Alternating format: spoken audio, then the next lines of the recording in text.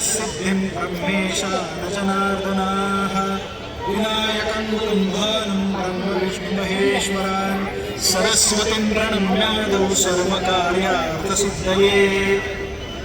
उजव्या हातात पळीभर पाणी घ्यावे, त्यात अक्षता ठेवाव्या आणि पुढील प्रमाणे संकल्प करावा.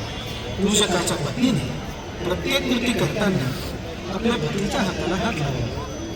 संकल्पः हस्ते जलमादाय सर्व भाविक मोठ्याने पाणी म्हणावं. सगळेजण समस्त भारतवर्षीयाणां हिंदू बांधवानां